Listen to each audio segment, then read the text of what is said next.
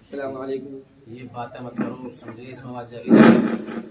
السلام علیکم ورحمۃ اللہ تعالی.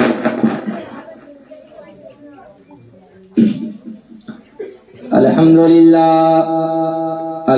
للہ رب العالمین والعاقبۃ للمتقین والصلاة والسلام على ما كان نبيا وآدم بين الماء والطين وعلى آله وأصحابه وأزواجه وأهل بيته أجمعين.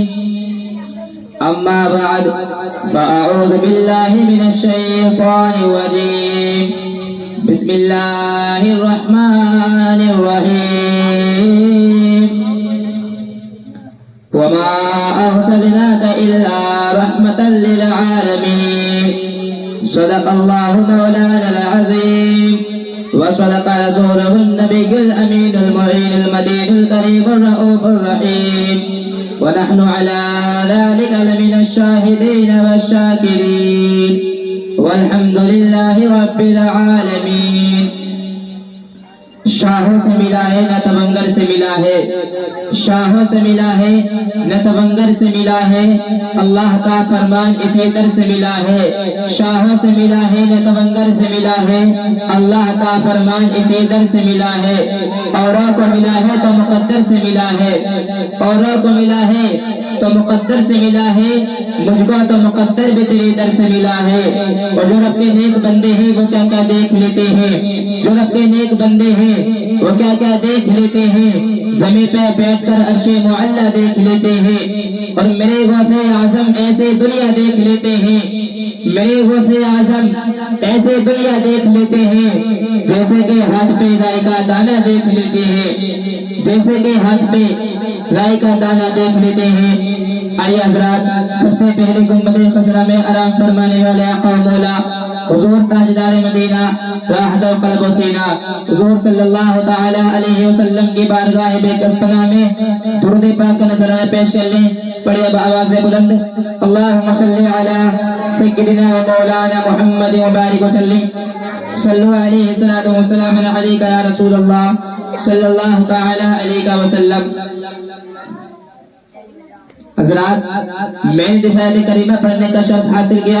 اللہ رب العزت ارشاد فرماتا ہے وما ارسلناک الا رحمۃ للعالمین. حضرات، اللہ تبارک و تعالی نے حضرت آدم علیہ السلام کو پیدا کیا تو معجزہ دے کر پیدا کیا. حضرت نوح علیہ السلام کو اس دنیا میں بھیجا تو معجزہ دے کر بھیجا. حضرت یعقوب علیہ السلام کو اس دنیا میں بھیجا تو معجزہ دے کر بھیجا. حضرت نوح علیہ السلام کو اس دنیا میں بھیجا تو معجزہ دے کر بھیجا. حضرت یعقوب علیہ السلام کو جب اس دنیا میں بھیجا تو معجزہ دے کر بھیجا. حضرت شعیب علیہ السلام کو جب اس دنیا میں بھیجا تو معجزہ دے کر بھیجا. حضرت ابراہیم علیہ السلام کو جب اس دنیا میں بھیجا تو معجزہ دے کر بھیجا. حضرت شیخ علیہ السلام کو جب اس دنیا میں بھیجا تو معجزہ دے کر بھیجا. حضرت لوط علیہ السلام کو جب اس دنیا میں بھیجا تو معجزہ دے کر بھیجا. حضرت لوط علیہ السلام کو جب اس دنیا میں بھیجا تو معجزہ دے کر بھیجا. حضرت اسماعیل کو بھیجا تو معجزہ دے کر بھیجا. حضرت موسیٰ کو بھیجا تو معجزہ دے کر بھیجا. حضرت ابراہیم کو بھیجا تو معجزہ دے کر بھیجا. حضرت عیسیٰ کو بھیجا تو معجزہ دے کر بھیجا. لیکن جب میرے نبی کو بھیجا، لیکن حسین کریمین کے نانا کی جب باری آتی ہے، ہم غریبوں کے آقا کی جب باری آتی ہے تو میرے نبی کو معجزہ دے کر نہیں بھیجا، بلکہ خدا تبارک و تعالی نے قرآن مقدس میں فرمایا وما ارسلناک الا رحمۃ للعالمین، یعنی محبوب ہم نے آپ کو تمام جہان کے لیے رحمت بنا کر کے بھیجا ہے. ہم نے آپ کو تمام جہان کے لیے رحمت بنا کر کے بھیجا ہے. آئیے حضرات ایک مرتبہ درود پاک پڑھ لیجئے. اللہم صلی علی سیدنا و مولانا محمد مبارک وسلم. صلو علیہ الصلوۃ والسلام علیک یا رسول اللہ صلی اللہ تعالی علیہ وسلم. حضرات، جب بھی آپ سے درود پاک پڑھنے کے بارے میں کہا جائے تو نہایت محبتوں کے ساتھ درود پاک پڑھا کریں، کیونکہ درود پاک کی شان دیکھیں اور درود پاک کا مقام دیکھیں۔ اللہ تبارک و تعالی قرآن مقدس میں ارشاد فرماتا ہے اقیم الصلاۃ، نماز قائم کرو، لیکن اللہ تعالی نماز نہیں پڑھتا، اور آگے فرماتا ہے وآتوا الزکاۃ، اپنے مالوں کی زکات دو، لیکن اللہ تعالی مالوں کی زکات نہیں دیتا، اور آگے فرماتا ہے وللہ علی الناس حج البیت من استطاع الیہ سبیلا، کہ صاحب استطاعت پر حج فرض ہے، حج کرے، لیکن اللہ تعالی حج نہیں کرتا، اور آگے فرماتا ہے یا ایھا الذین آمنوا کتب علیکم الصیام کما کتب علی الذین من قبلکم لعلکم تتقون، اے ایمان والو تم پہ ماہ رمضان کے روزے فرض کیے گئے جیسے کہ تم سے پہلے والوں پہ فرض کیے گئے تھے، لیکن اللہ تعالی ماہ رمضان کے روزے نہیں رکھتا۔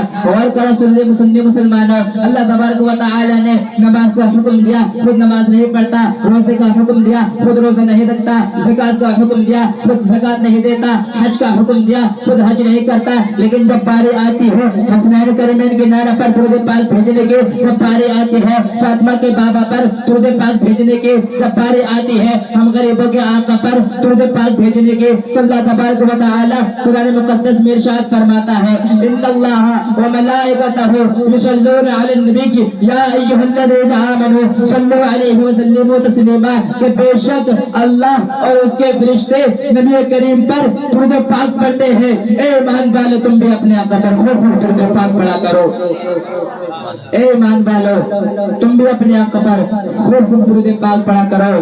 تائیے ایک مرتبہ درود پاک پڑھ لیجئے، اللہم صلی علی سیدنا و مولانا محمد وبارک وسلم، صلو علیہ الصلوۃ والسلام علیک یا رسول اللہ صلی اللہ تعالی علیہ وسلم۔ حضرت انس بن مالک رضی اللہ تعالی عنہ فرماتے ہیں کہ آقا تشریف فرماتے صحابہ کرام کے انجمن لگے ہوئے تھے، قیامت کا ذکر ہوا، حوض کوثر کا ذکر ہوا، میزان عمل کا ذکر ہوا، صراط کا ذکر ہوا، تو آقا بابا ماجا شمس الضحیٰ بدر الدجا نور الہدی خیر الورى خیر البشر نے فرمایا کہ اللہ تعالیٰ نے مجھ سے 4 لاکھ لوگوں کو بغیر کسی حساب و کتاب کے جنت میں بھیجنے کا وعدہ فرما لیا ہے۔ ذرا محبت سے بولے یا رسول اللہ۔ 4 لاکھ لوگوں کو بغیر کسی حساب و کتاب کے جنت میں بھیجنے کا وعدہ فرما لیا ہے، تو صدیق اکبر کھڑے ہو جاتے ہیں اور عرض کرتے ہیں یا رسول اللہ میری ماں میرے باپ آپ کے قدموں پہ قربان، اے معراج کے دولہ، اے مکی آقا، اے مدنی آقا، جنت آپ کی ہے اور مالک جنت آپ ہے، اور اللہ تعالیٰ نے 4 لاکھ لوگوں کا وعدہ فرمایا ہے، آپ اپنی طرف سے پڑھا دیجئے۔ تو آقا نے مسکرا دیا۔ آقا کا مسکرانا اس بات کی دلیل ہے کہ کام بن گیا۔ ایک بوڑھے آگے آقا کی بارگاہ میں، آقا قیامت آئے گے، آقا نے فرمایا ہاں، میزان عمل ہے، آقا نے فرمایا ہاں، پھر صراط ہے، آقا نے فرمایا ہاں، نفسی نفسی کا عالم ہوگا، باپ بیٹے سے، ماں بیٹے سے، بیوی شوہر سے، عائزہ اقربا ایک دوسرے سے بھاگ رہے ہوں گے، آقا نے فرمایا ہاں، قیامت کا ایک دن 50,000 سال کا ہوگا، آقا نے فرمایا ہاں۔ تو بوڑھے ہے عرض کرتے ہیں یا رسول اللہ یہ بتا دیا جائے کہ میں جنت میں جاؤں گے یا نہیں؟ تو آقا نے فرمایا کہ جنت میں کوئی بوڑھی نہیں جائے گی۔ تو ضعیفہ ہے، اب رو رو کے عرض کر رہے یا رسول اللہ میں نماز کی پابندی بھی کرتے ہوں، میں ماہ رمضان کے روزے بھی رکھتے ہوں، میں مالوں کی زکات بھی دیتے ہوں، میں صدقہ فطرہ بھی دیتے ہوں، میں غریبوں کی مدد بھی کرتے ہوں، یتیموں کے لیے سہارا بھی بنتے ہوں، آپ کی سنتوں پر عمل بھی کرتے ہوں، شوہر کی خدمت بھی کرتے ہوں، لیکن یا رسول اللہ میں جنت میں کیوں نہیں جاؤں گا؟ سارے قطار رونے لگی بوڑھے، تو مسکرانے لگے معراج کے دولہ، محبت سے بولے یا رسول اللہ بوڑھے رو رہے ہیں، سرکار مسکرا رہے ہیں۔ اب ضعیفہ کی نظر پڑے کہ سرکار کائنات جب مسکرا رہے ہیں تو اس کا مطلب یہ ہے کہ میرا کام بن گیا ہے۔ سرکار مسکرا رہے ہیں تو اس کا مطلب یہ ہے کہ میرا کام بن گیا ہے۔ تب آقا کی بارگاہ سے یہ مجدہ سنتے ہوئے نکلے۔ امام احمد رضا فرماتے ہیں کہ جس کے تذکرے سے روتے ہوئے ہنس پڑے، جس کے تذکرے سے روتے ہوئے ہنس پڑے، اس تبسم کی عادت پہ لاکھوں سلام، پہ لاکھوں سلام۔ اب صدیق اکبر عرض کرتے ہیں یا رسول اللہ جنت آپ کی ہے اور مالک جنت آپ ہے، اپنی طرف سے بڑھا دیجیے۔ تو آقا نے دونوں ہاتھوں کا چلو بنایا اور زمین کی طرف ارشاد فرمایا اور فرمایا صدیق میں نے آپ کی گزارش کو قبول کر لی ہے اور 4 لاکھ لوگوں کو بڑھا دیا ہے، اب کتنے ہو گئے 8 لاکھ۔ صدیق اکبر نے پھر سے گزارش کی یا رسول اللہ جنت آپ کی ہے اور مالک جنت آپ ہے اور بڑھا دیا جائے۔ تو سرکار نے دونوں ہاتھوں کا چلو بنایا اور زمین کی طرف ارشاد فرمایا اور فرمایا صدیق میں نے آپ کی گزارش قبول کر لی ہے اور 4 لاکھ لوگوں کو بڑھا دیا ہے، اب کتنے ہو گئے 12 لاکھ۔ اب صدیق اکبر پھر سے گزارش کرنا چاہ رہے تھے کہ حضرت عمر کھڑے ہو جاتے ہیں اور حضرت عمر فرماتے ہیں اے صدیق سرکار کو زحمت کیوں دے رہے ہیں، سرکار کو تکلیف کیوں دے رہے ہیں، سرکار کو اپنی حالت پر چھوڑ دیجئے، سرکار کو اپنی حالت پر چھوڑ دیجئے۔ تو صدیق اکبر کہتے ہیں آج رحمت کا تیرے جوش پر ہے اور گناہگاروں کو جنت مل نہیں ہو تو تمہارا کیا بگڑ رہا ہے، گناہگاروں کو جنت مل نہیں ہے تو تمہارا کیا بگڑ رہا ہے۔ حضرت عمر فرماتے صدیق ان کا عقیدہ دیکھو، اگر اللہ تعالیٰ چاہ لے تو اپنے نبی کے ایک ہی چلو میں سارے دنیا کے گناہگاروں کو شامل فرما کر جنت میں بھیج دے۔ آقا نے فرمایا صدقہ عمر، صدقہ عمر، صدقہ عمر۔ عمر صحیح کہہ رہے ہیں، عمر صحیح کہہ رہے ہیں، عمر صحیح کہہ رہے ہیں۔ اے لوگوں مسئلے کے اعلیٰ حضرت دیکھو، صدیق اکبر کا عقیدہ دیکھو، عمر بن خطاب کا نظریہ دیکھو اور اپنے نبی کا اختیار دیکھو اور اعلیٰ حضرت کی شاعری دیکھو۔ اعلیٰ حضرت فرماتے ہیں ہے لبے عیسیٰ سجا بخشی نرالی ہاتھ میں سنگ رزق پاتے ہیں، شیر مکالی ہاتھ میں مالک کونین ہے، وہ پاس کو چلتے نہیں، 2 جہاں کی نعمتیں ہیں ان کے خالی ہاتھ میں، 2 جہاں کی نعمتیں ہیں ان کے خالی ہاتھ میں۔ تو صدیق اکبر نے گزارش کی یا رسول اللہ اور بڑھا دیا جائے۔ حضرت عمر نے فرمایا کہ سرکار کو زحمت کیوں دے رہے ہیں، اگر اللہ تعالیٰ چاہ لے تو اپنے محبوب کے ایک ہی چلو میں شامل فرما کے سارے گناہگاروں کو جنت نصیب عطا کر دے گا۔ تو آئیے حضرات آج ہم جس محفل میں بیٹھے ہیں خواجہ غوث نواز رضی اللہ تعالی عنہ کی یہ محفل ہے، تو آئیے ایک واقعہ خواجہ غوث نواز کا آپ کو سنا دیتا ہوں۔ ایک بار محبت سے کہہ دیجیے یا رسول اللہ۔ جب میرے خواجہ غوث نواز رحمت اللہ تعالی علیہ اس ہندوستان کی سرزمین پر آئے ہیں، اور مندروں میں ایک رسم ہوا کرتی ہے جو اپنی مندروں میں جا کر دودھ چڑھایا کرتے ہیں۔ تو ایسے ہی اس زمانے میں تھا ایک پنڈت تھا جو روزانہ مندر جایا کرتا تھا اور دودھ چڑھا کر آیا کرتا تھا۔ اس کا روزانہ کا یہی طریقہ تھا کہ دودھ لے کر جایا کرتا تھا اور مندر میں چڑھا کر آیا کرتا تھا۔ ایک دن اس کی بیٹی نے کہا کہ ابا آج دودھ چڑھانے میں جاؤں گے۔ اس کے باپ نے کہا نہیں بیٹے ہم ہی جائیں گے۔ اس کی بیٹی ضد کرنے لگی، چونکہ بیٹیاں باپ کی لاڈلی ہوا کرتی ہیں، ان کی خواہش کے آگے باپ مجبور ہو جایا کرتے ہیں۔ آخرکار باپ نے اجازت دے دی اور اجازت ملنے کے بعد وہ لڑکی دودھ لیتی ہے اور مندر پہنچ جاتی ہے۔ اب جیسے ہی مندر پہنچتی ہے تو اسے پتہ نہیں تھا کہ دودھ کو بہایا جاتا ہے، دودھ کو چڑھایا جاتا ہے۔ اب وہ اپنے بھگوان کے سامنے بیٹھ جاتی ہے اور کہتے ہیں یہ دودھ پی لیجئے، لیکن کوئی آواز نہیں آتی ہے۔ پھر دوسری مرتبہ کہتی ہے یہ دودھ پی لیجئے، یہ دودھ کیوں نہیں پیتے ہو؟ پھر کوئی آواز نہیں آتی ہے۔ اب وہ لڑکی سمجھ جاتی ہے کہ میرے باپ تو کہتے ہیں کہ میں مندر جایا کرتا ہوں اور روزانہ اپنے بھگوان کو دودھ پلا کر آیا کرتا ہوں، شاید کہ مجھ سے کوئی خطا ہو گئی ہے، شاید کہ مجھ سے کوئی غلطی ہو گئی ہے، اس لیے یہ دودھ نہیں پی رہے ہیں۔ اب اس نے بہت بڑا عہد کیا، اس نے یہ عہد کیا اگر تم دودھ پیتے ہو تو پی لو، اگر دودھ نہیں پیو گے تو میں اپنی جان تمہارے قدموں میں دے دوں گی، میں اپنی جان کو تمہارے قدموں میں دے دوں گی۔ اب اس نے یہ عہد کیا، اب وہ زور زور سے اپنے سر کو ان کے قدموں پہ مار رہی ہے، اس کے سر سے خون ٹپکنے لگا ہے۔ اللہ اکبر کبیرہ۔ اب زور زور سے سارا پتہ رونے لگے۔ اب اسے راستے سے میرے غریب نواز رحمت اللہ تعالی علیہ کا گزر ہوتا ہے۔ غریب نواز دیکھتے ہیں کہ وہ لڑکی سارا پتہ رو رہی ہے، اس کے سر سے خون ٹپک رہا ہے۔ اب غریب نواز مندر میں جاتے ہیں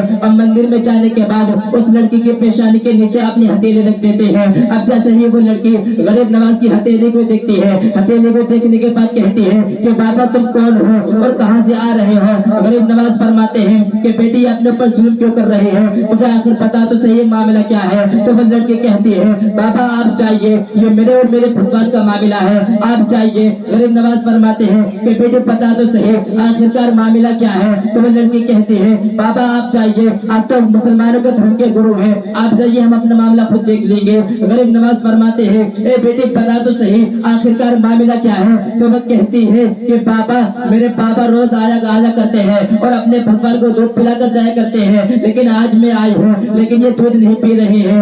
آج میں دودھ لے کر آئی ہوں تو میرا دودھ نہیں پی رہی ہے. شاید کہ مجھ سے کوئی خطا ہو گئی ہے, شاید کہ مجھ سے کوئی غلطی ہو گئی ہے اس لیے دودھ نہیں پی رہے ہیں. شاید کہ مجھ سے کوئی غلطی ہو گئی ہے اس لیے میں نے قسم کھا لی ہے اگر یہ دودھ نہیں پیئیں گے تو میں اپنے جان ان کے قدموں میں دے دوں گے. تو غریب نواز فرماتے ہیں کہ بس اتنی سی بات ہے. وہ لڑکی کہتی ہے ہاں اتنی سی بات ہے. تو غریب نواز فرماتے ہیں, غریب نواز وہ خود سے کہتے ہیں کہ دودھ کیوں نہیں پیتا ہے یہ لڑکی تو جو دودھ پلا رہی ہے تو دودھ کیوں نہیں پیتا ہے, کوئی آواز نہیں آتی ہے. پھر دوسری مرتبہ کہتے ہیں کہ معین الدین کہتا ہے کہ دودھ کیوں نہیں پیتا ہے, پھر کوئی آواز نہیں آتی ہے. پھر میرے غریب نواز نے اس کے کان ایٹھے ہیں اور کان ایٹھنے کے بعد اس سے کہا ہے کہ دودھ کیوں نہیں پیتا ہے. تو قسم خدا کے اس بت میں جان آ جاتی ہے اور وہ ہاتھ آگے بڑھاتا ہے اور پیالہ اٹھاتا ہے اور وہ پینے لگ جاتا ہے. ارے اٹھاتا کیسے نہ, وہ کہنے والا عام لہجہ نہیں تھا بلکہ کہنے والا زبان میرے غریب نواز کی تھی اور اشارہ مکرم زبان میرے غریب نواز کی تھی اور کرم مدینے والے مصطفیٰ کا ہو رہا تھا. زبان میرے غریب نواز کی تھی اور کرم مدینے والے مصطفیٰ کا ہو رہا تھا. اب میں اپنی گفتگو کو ختم کرتا ہوں اور اللہ تبارک و تعالی سے دعا کرتا ہوں کہ میرے اس بولنے میں اور آپ کے سننے میں جو ہو غلط اسے معاف کرے خدا کے ساتھ. وما علینا الا البلاغ. السلام علیکم ورحمۃ اللہ تعالی وبرکاتہ.